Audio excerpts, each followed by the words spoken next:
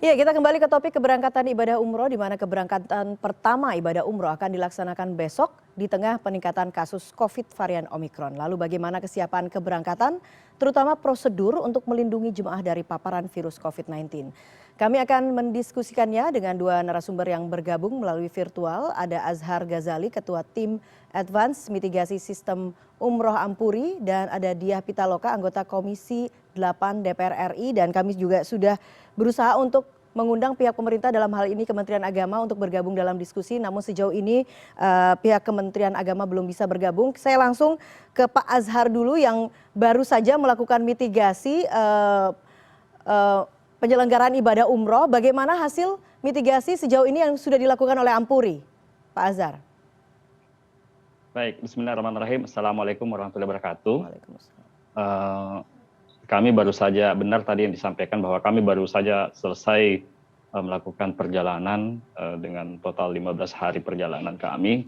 Dimulai dengan screening awal yang dilakukan di asrama Haji Pondok Gede. Setelah itu kami berangkat menuju Jeddah. Ada dua rute yang kami kemarin sempat lakukan untuk uji coba, baik melalui landing Jeddah dan juga melalui landing Medina. Nah, untuk landing Jeddah sendiri dan Medina, kedua-duanya harus melakukan karantina 5 hari.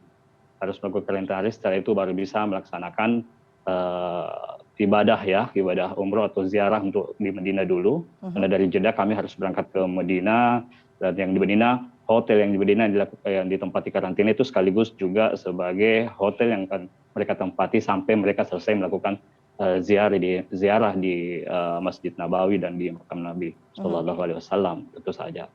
Nah, dari hasil perjalanan kami ini menjadi sebuah role model tentu saja yang nantinya akan digunakan oleh para calon jemaah umroh yang akan berangkat nantinya. Dan sepanjang perjalanan yang kami lakukan tidak ada kendala berarti. Pemerintah Saudi sangat siap untuk menerima para calon jemaah umroh yang akan datang dari Indonesia nantinya. Begitu, Mbak. Oke, Pak Azhar, jadi total untuk waktu karantina itu berapa lama sebetulnya di Arab Saudi? Total karantina dilakukan berdasarkan aturan dari otoritas penerbangan Saudi, yaitu GACA, 5 hari. 5 hari, baik itu landing di Jeddah maupun mereka landing di Medina, jumlahnya sama jumlah harinya. Oke, jadi di saat ada perjalanan antar kota tidak perlu melakukan karantina lagi, begitu ya?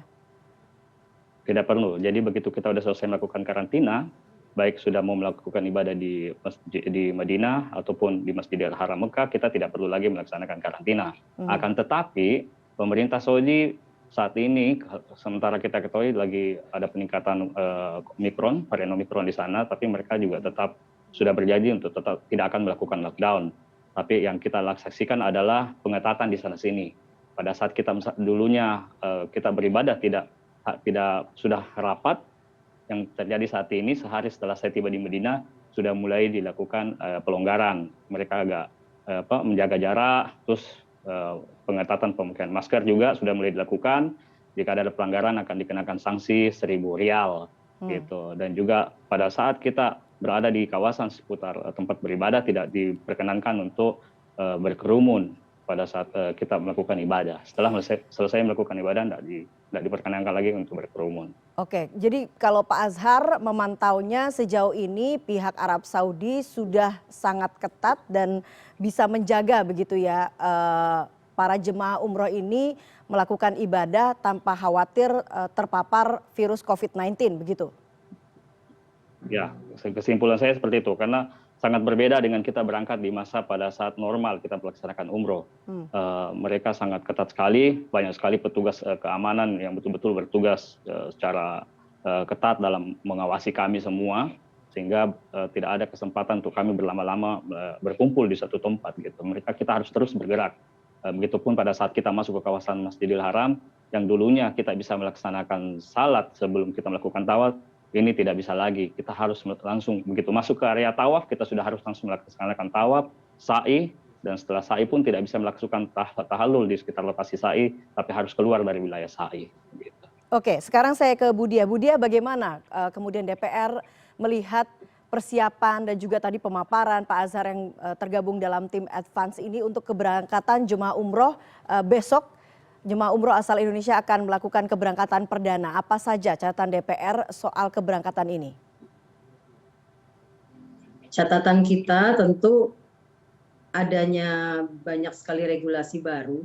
Saya juga kebetulan tadi baru diskusi dengan Dirjen Haji dan mengecek bagaimana kesiapan jemaah kita dalam menjalankan ibadah umroh, karena hari ini baik Saudi ataupun Indonesia itu tidak ditutup perbatasannya, semua bisa masuk dan tentu mengikuti prosedur atau standar-standar yang sudah ditetapkan menjadi sebuah kebijakan yang sifatnya preventif. Tapi saya juga tadi mengingatkan bahwa kita juga perlu segera menjelaskan antisipasi-antisipasi apabila jemaah kita di sana ada yang terpapar COVID. Karena ini kebijakan yang kita ambil, tentu kita juga harus siapkan konsekuensi dari kebijakan yang kita ambil tersebut. Oke. Jadi kesiapan kita misalnya berkomunikasi dengan semua rumah sakit atau fasilitas di Saudi, apabila ada jemaah kita yang terkena ataupun bagaimana kepulangan, itu harus dipikirkan dan dipersiapkan matang-matang tentunya. Oke, Pak Azhar, kalau bicara soal antisipasi, kemudian yang kuncinya ini adalah komunikasi begitu ya.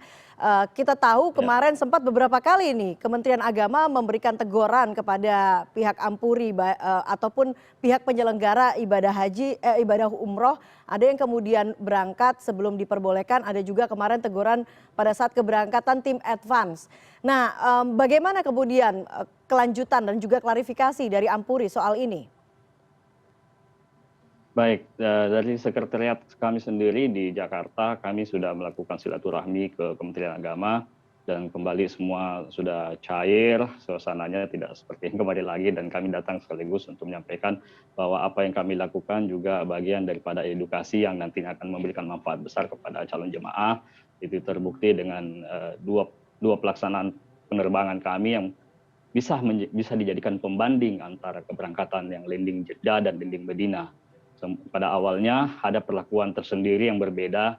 Pada saat landing Madinah kita cuma melakukan karantina 3 hari untuk yang Sinovac, sedangkan yang non Sinovac sendiri tidak perlu melakukan karantina. Tapi akhirnya kembali lagi kepada aturan awal dari Gaca itu sendiri, gitu. Sehingga tidak memungkinkan untuk kembali kepada aturan awal yang 3 hari tersebut melakukan karantina. Jadi sejauh ini kami dengan Kementerian Agama sudah melakukan upaya untuk kembali bersilaturahmi, memberikan penjelasan terkait dengan kenapa perjalanan kami harus memiliki pembanding dan ada keberlanjutan dari keberangkatan awalnya, gitu. Alhamdulillah. Oke, kalau DPR melihatnya komunikasi antara penyelenggara, karena mau tidak mau penyelenggara ini adalah partner pemerintah dalam mengawasi atau melayani begitu ya jemaah umroh nantinya berada di Tanah Suci. Kalau DPR melihatnya bagaimana komunikasi antara penyelenggara dan pihak pemerintah ini? Saya pertama-tama alhamdulillah kita sudah bisa memberangkatkan jemaah umroh, yang tentu ini sudah ditunggu lama juga oleh masyarakat kita. Dan Kementerian Agama menerapkan one gate policy, artinya kontrol full terhadap persiapan atau pemeriksaan kesehatan sebelum keberangkatan ataupun kepulangan. Dan saya tentu berharap penyelenggara itu memberikan perhatian lebih atau pendampingan lebih terhadap jemaah kita yang menjalankan ibadah umroh di tengah pandemi.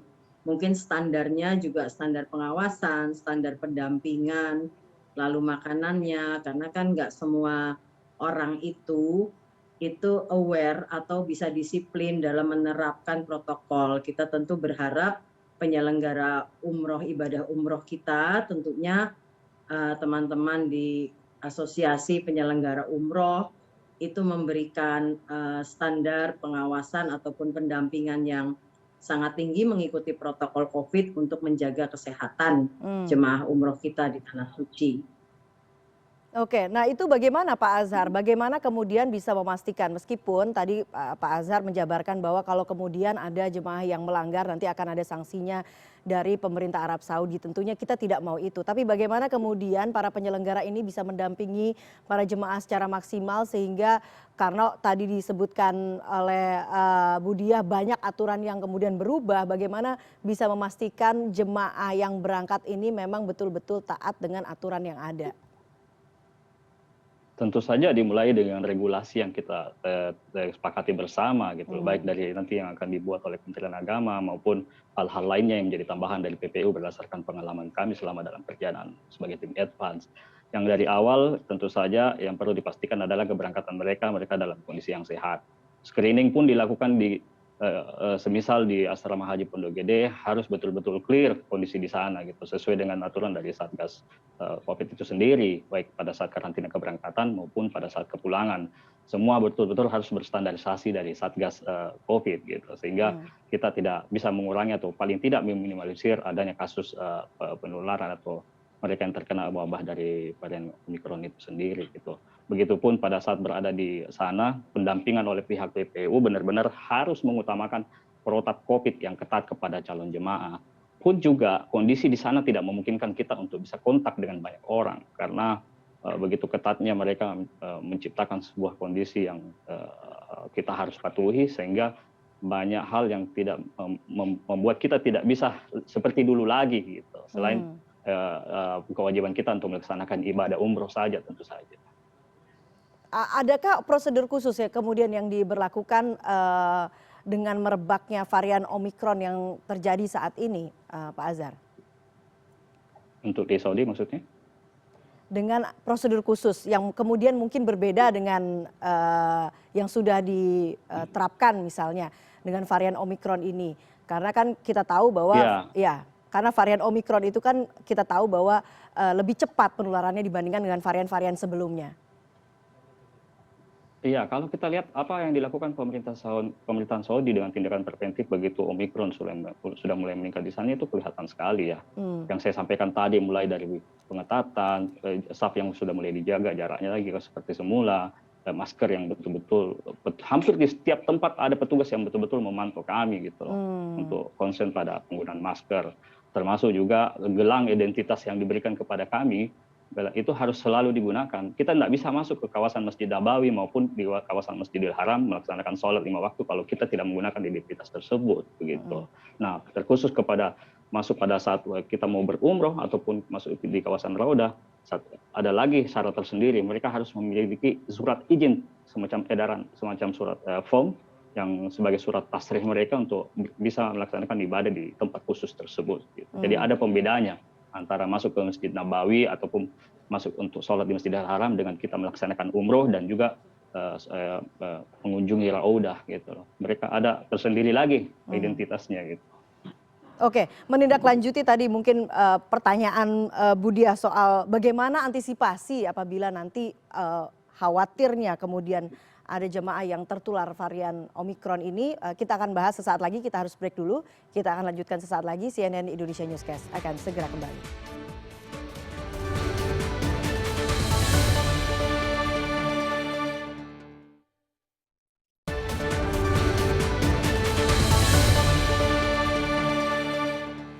Ya, kami lanjutkan diskusi membahas kesiapan keberangkatan perdana ibadah atau jemaah umroh asal Indonesia. Saya masih bersama Pak Azhar Ghazali, Ketua Tim Advance Mitigasi Sistem Umroh Ampuri, dan Ibu Diah Pitaloka, Anggota Komisi 8 DPR RI. Pak Azhar, salah satu kesiapan pemberangkatan umroh Indonesia yang kalau kemudian disampaikan oleh Menteri Kesehatan adalah sinkronisasi antara aplikasi Peduli Lindungi dengan aplikasi kesehatan di Arab Saudi, yakni Tawakalna. Nah, apakah itu juga sempat dimitigasi oleh tim Advance?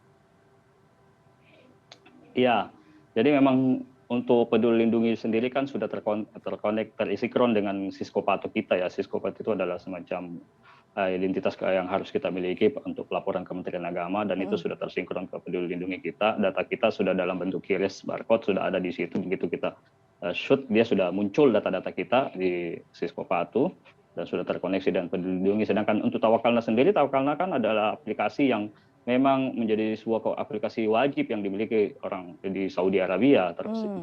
Hampir tidak jauh beda dengan Peduli Lindungi kita di Indonesia. Nah, untuk Tawakalna ini sendiri, ini hanya sebuah kalau kami bilang hanya sunnah aja gitu loh, hanya sunnah aja untuk kita gunakan. Karena kan selama berada di sana kita tetap di backup oleh muasasah selaku penanggung jawab yang mengurusi kami selama ada di sana. untuk mengunjungi tempat-tempat beribadah. Semua ada surat izin dikeluarkan oleh muasasa tanpa harus lagi menggunakan Tawakalna. Akan tetapi jika kita mau mendownload Tawakal ini jauh lebih bagus lagi. Secara personal kita bisa gunakan untuk misalnya kalau di kesempatan yang diberikan oleh pengelola hanya 1 sampai 2 kali umroh, dengan menggunakan Tawakal sendiri kita bisa lakukan umroh seberapa banyak ya kita bisa melaporkan ke pihak Tawakalna untuk bisa melakukan umroh tersebut gitu. Oke, Bu Diah, kalau mendengar penjelasan Pak Azhar tadi, segala prosedur begitu ya sudah disiapkan sedemikian rupa untuk para jemaah umroh ini menjalankan ibadahnya begitu. Anda melihatnya bagaimana? Karena kita tahu sebetulnya sebelumnya Komisi 8 sempat meminta begitu keberangkatan ibadah umroh ini untuk ditunda dulu karena melihat perkembangan varian Omikron. Tapi kalau Anda melihat penjabaran Pak Azhar ini bagaimana? Ya, kita itu sebelumnya sudah bicara dengan Kementerian Agama, Mbak. Jadi sebelumnya membahas bagaimana secara teknis flowchart-nya, secara prosedur, termasuk sinkronisasi antara psikopatuh dengan tawakalna, yang ternyata secara sistem itu langsung bisa sinkron gitu ya dengan data yang ada di Saudi. Dan hari ini jemaah umroh kita yang menunggu itu sebesar 59.000 jemaah. Dan ini tentu menjadi tugas yang cukup berat bagi Kementerian Agama ataupun bagi para penyelenggara umroh untuk benar-benar dapat menjalankan amanah, mendampingi jemaah umroh kita dalam menjalankan ibadah umroh. Kita tentu juga berharap kebijakan-kebijakan yang diambil oleh Kementerian Agama seperti One Gate Policy gitu ya, atau juga kebijakan-kebijakan yang dianggap sangat protektif di Saudi Arabia itu bisa membantu menjaga kesehatan jemaah umroh kita gitu. Karena hari ini Indonesia juga tidak, penerbangan itu juga tidak ditutup kan, jadi kita juga hari ini ya Saudi Arabia juga sudah juga membuka punya kebijakan untuk membuka pembatasan penerbangan dari Indonesia. Dan ini memang momen yang sangat ditunggu oleh jemaah umroh kita, dan kita juga berharap jemaah haji kita bisa juga berangkat ke Tanah Suci di tahun ini, yang daftar antriannya juga sudah cukup panjang.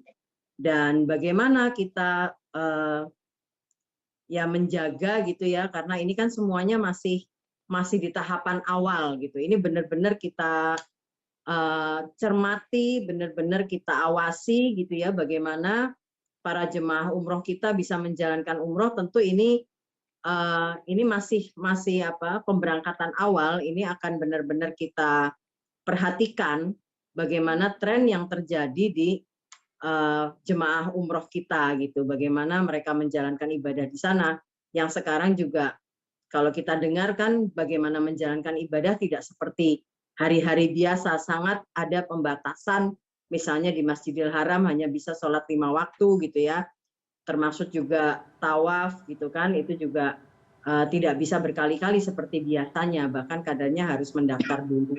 Kita berharap kebijakan-kebijakan yang sifatnya protektif ini bisa menjaga jemaah umroh kita gitu, apabila ya kebijakan keberangkatan umroh kita memang diambil oleh Kementerian Agama gitu. Tapi sekali lagi ini sifatnya masih tahapan awal keberangkatan jemaah umroh kita, dan nanti kita tentu melihat bagaimana trennya gitu. Oke, kalau kemudian kita bicara protektif begitu ya, protektif tidak hanya jemaah umroh tapi kemudian seluruh warga negara Indonesia, kita tahu bahwa saat ini pemerintah sudah menutup pintu bagi 14 negara, warga negara asing yang berasal dari 14 negara. Tapi kalau tadi Ibu Diah katakan di Arab Saudi sebetulnya dibuka. Anda melihatnya bagaimana kalau begitu? Ya, saya lihat kebijakan itu dinamikanya itu mengikuti perkembangan COVID ya. Nah, bagaimana Saudi itu dibuka atau Indonesia dibuka untuk Saudi, itu tentu juga kebijakan yang sangat dinamis gitu hari ini ya. Seperti juga kebijakan-kebijakan buka tutup perbatasan dengan negara-negara yang kita anggap mengikuti tren COVID-nya gitu. Kalau hari ini 14 ditutup tapi Saudi tidak gitu kan. Dan saya rasa tren umroh juga akan mengikuti gitu apabila ketika nanti misalnya tren Omikron itu di Saudi naik gitu ya, tentu kita juga harus melihat itu gitu untuk menjaga warga negara kita gitu. Jangan Oke. Ya artinya kita tentu akan mengambil langkah-langkah atau kebijakan-kebijakan yang sifatnya sangat protektif terhadap warga negara Indonesia gitu. Baik. Nah, tapi hari ini keberangkatan umroh esok hari tentu saya berharap dijalankan dengan penuh kehati-hatian, antar jemaah juga saling menjaga, saling mengingatkan, dan ini amanah kita bersama gitu. Semoga jemaah umroh kita dalam kondisi baik, bisa menjalankan ibadah sebaik-baiknya dan pulang ke tanah air dalam keadaan sehat, Mbak.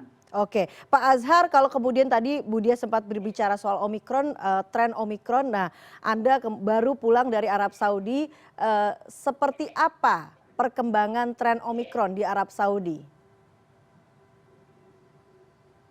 Ya, memang ada kecenderungan meningkat, tapi dalam kontrol mereka, pemerintah Saudi sendiri memiliki standarisasi ya. Mereka mungkin punya standarisasi dalam mengukur sebuah penyebaran wabah di daerahnya berdasarkan pengalaman dari sebelumnya. Mungkin ada perbedaan dalam penanganan Delta dan juga perbedaan dalam menangani varian Omikron itu sendiri. Sehingga mereka di awal jauh-jauh hari sudah memproklamasikan bahwa tidak akan melakukan lockdown sama seperti dulu gitu loh. Karena mereka juga tetap melihat perkembangan yang ada di Saudi nantinya.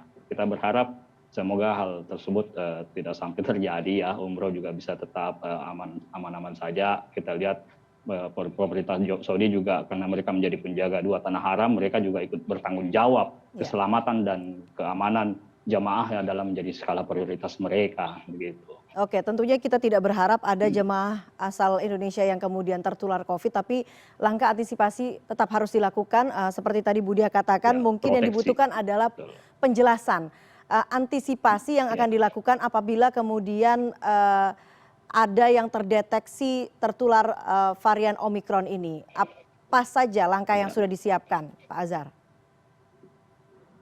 Langkah yang disiapkan oleh siapa nih Mbak? Oleh baik pihak penyelenggara. Tentunya ada diskusi begitu kan ya antara pihak Kementerian Agama dan juga pihak penyelenggara. Kalau kemudian dari diskusi yang sudah dilakukan itu, apabila ada yang kemudian terdeteksi positif, apa saja langkah-langkah yang kemudian dilakukan? Baik, tentu saja preventif pencegahan yang menjadi skala prioritas kami ya. Itu dimulai dari proteksi dulu gitu. Proteksi itu dalam artian screening keberangkatan betul-betul harus diperhatikan dengan baik. Dari kami PPU juga akan menyampaikan kepada jemaah bahwa harus memastikan diri benar-benar sehat. Kalau perlu mereka bisa melakukan tambahan pemeriksaan kesehatan misalnya untuk mengetahui mereka sakit apa tidaknya dengan tidak bergantung hanya pada PCR semata gitu. Tapi walaupun begitu PCR memang menjadi syarat yang paling utama gitu. Kami pun tetap memberikan atau tetap menyerahkan kepada pemerintah tentang harus seperti apa kesiapan jamaah ini gitu, dan nantinya regulasi seperti apa yang akan dibuat oleh pemerintah gitu. Kalaupun juga ada perkembangan COVID atau Omikron yang tidak terlalu bagus, kami juga tetap menyerahkan ke pemerintah langkah-langkah seperti apa yang mereka harus lakukan demi menjaga keselamatan para jemaah. Dan pencegahan yang kami lakukan juga tentu saja punya tindakan masing-masing nantinya. Apakah mulai dari Indonesia, kita sudah sampaikan untuk selama berada di sana tetap menjaga kesehatan, membawa vitamin, gitu, dan tidak terlalu capek dalam melaksanakan ibadah nantinya. Oke, kalau dari DPR sendiri masukan bagi pemerintah sejauh ini apa saja untuk mencegah atau langkah antisipasi yang akan dilakukan jika kemudian salah satu jemaah umroh ini terdeteksi positif COVID varian Omikron? Saya tentu berharap pemerintah memantau penuh ya Mbak bagaimana perkembangan Omikron di Saudi. Karena kita tentu untuk bicara keselamatan warga negara kita tidak bisa menggantungkan kebijakan dari negara lain gitu. Jadi kalau kira-kira trennya meningkat gitu, saya pikir kita juga harus protektif terhadap keberangkatan jemaah umroh kita gitu. Kalau di sana trennya naik, ya menurut saya juga ada baiknya kita tidak mengirimkan dulu gitu. Ini kan masih di tahapan awal ya, kita belum bisa baca trennya. Nah, perkembangan ini harus selalu dipantau oleh pemerintah kita, khususnya negara Saudi, karena ya negara Saudi tentu beda dengan negara lain ya. Kita mengirimkan jemaah umroh ini apabila ini berjalan, itu bisa jadi tinggi juga gitu tingkat jemaah kita gitu. Hari ini yang menunggu keberangkatan umroh ini 59.000 jemaah, ini tidak main-main, dan tentu keselamatan untuk kita menjadi nomor satu. Yang kedua, saya juga sudah mengingatkan tadi ke Kementerian Agama untuk menyiapkan secara serius antisipasi apabila ada jemaah kita, karena kalau ada jemaah satu yang kena itu kemungkinan satu rombongan itu juga harus dites, harus dicek gitu ya. Dan selanjutnya bagaimana penanganan rumah sakit di sana, akses terhadap fasilitas kesehatan di sana, itu kita tentu juga minta penjelasan yang lebih praktis gitu ya, artinya tidak normatif gitu, tapi benar-benar kita punya akses penuh terhadap fasilitas-fasilitas kesehatan, entah kerjasama bilateral dengan rumah sakit tertentu untuk memberikan akses langsung terhadap jemaah umroh kita apabila ada yang terkena COVID di sana dengan varian apapun, termasuk juga fasilitas-fasilitas yang sifatnya isolasi, lalu juga bagaimana di bandara dan lain-lain. Kita tentu berharap kebijakan-kebijakannya tidak hanya sebatas normatif, tapi juga menjalankan kebijakan-kebijakan yang sifatnya bilateral, yang dimana apabila terjadi sesuatu kita langsung punya akses secara otomatis gitu, tidak lagi antri atau menunggu gitu ya dari jemaah lain gitu Mbak. Baiklah, kita harapkan tentunya keberangkatan perdana besok ini berjalan normal, berjalan lancar dan juga kembali semuanya dengan selamat tanpa ada yang membawa pulang virus begitu. Ibu Dia dan juga Pak Azhar, terima kasih atas diskusinya pada malam hari ini. Selamat malam dan salam sehat selalu.